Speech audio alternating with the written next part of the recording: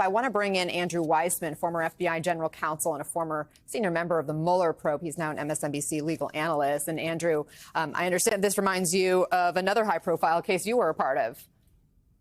It does. I have to say, I was struck by two things. So one, to pick up on where Tom left off, there are allegations of bribery, and that is the sort of, he got money to do something. And that is something that, that's a tricky charge, because you have to be able to show that the money is what led to the action. In other words, that they weren't going to independently do that and they didn't have other reasons. So as Tom said, with respect to bribery, the sort of normal defense would be, well, things were shut down and this was just speeding something up when lots of things needed to go forward, and he would have done that anyway. The problem for Mayor Adams is that that is not the only charge. That is one of the charges, but there is a very simple, relatively clean charge here of simply knowingly and illegally taking foreign money into his campaign. In other words, even if he didn't do anything as a result of that, there are charges that he did do something as a result of that. But in order to prove those sort of illegal campaign contributions of taking foreign money into a campaign, that's something that we certainly looked at and actually have charged in my prior life as a prosecutor. Those are relatively clean charges, and there seems to, if the indictment can be proved out beyond a reasonable doubt, it seems to be quite strong for that very simple charge that you have somebody who used to be a senior police official who is now the mayor of the city of New York being alleged to have knowingly taken funds from a foreign country in order to, in this case, take action on his behalf. Very, very reminiscent, by the way, of a case that this office, the Southern District of New York, recently brought successfully against Senator Menendez of taking foreign money in exchange for taking action. So that's sort of my quick take, is that they have sort of clean, simple charges and a slightly more complex bribery charge. And again, there are multiple charges, as Lisa pointed out, with varying allegations. But one thing that seems to be at least repeated as I'm looking through this indictment, Lisa, is they have evidence, they say, of efforts to conceal his actions. For example, they say he tried to conceal the valuable flight, hotel, and other travel benefits that he accepted from foreign nationals. They say that there were efforts to conceal straw donations that he orchestrated. How significant is that?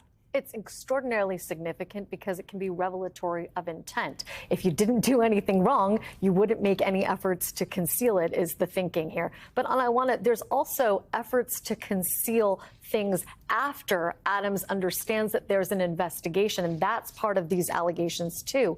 Those are the kinds of allegations that might, in some circumstances, lead to obstruction of justice charges or witness tampering charges. For example, there's a whole litany of allegations about how Eric Adams contacted people once he understood that they themselves were under investigation, had been served with search warrants, had their phones seized, and they talk about these people in some detail.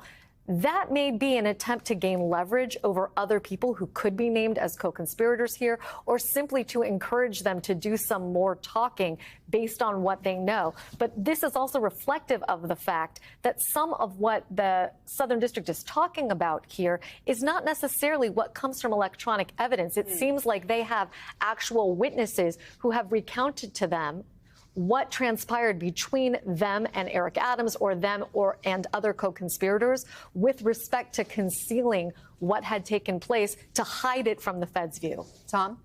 So the secret about this investigation is that it became public through Eric Adams. Eric Adams was in Washington, D.C. to meet with the Biden administration about the migrant crisis in New York City, and he abruptly canceled the meeting, which led to reporters, including the one who's speaking right now, calling all over the city. We were concerned, was there a major terrorist attack that was thwarted? Was there some sort of major event that had occurred to get the mayor of the city of New York to return from a meeting with the president of the United States back to New York City? And it's referenced here that his fundraiser, who we've identified from previous reporting as the subject of the search, Brianna Suggs, his chief fundraiser, we the only reason why people knew that she was being searched is because people made so many calls that day. And it talks about the fact that before she even let the FBI into her residence, she was making phone calls. Before answering, I'm quoting now, before answering the repeated knocks at her door, the Adams fundraiser called Adams 5 times, even though the agents had not yet given the Adams fundraiser any indication for the purpose of their visit. They have the mayor then calling this fundraiser. At a later date, the FBI, as we've reported, went to Eric Adams, took his cell phones, but he was not carrying his personal cell phone at the time. They issued a subpoena for it. Adams turns over his personal cell phone.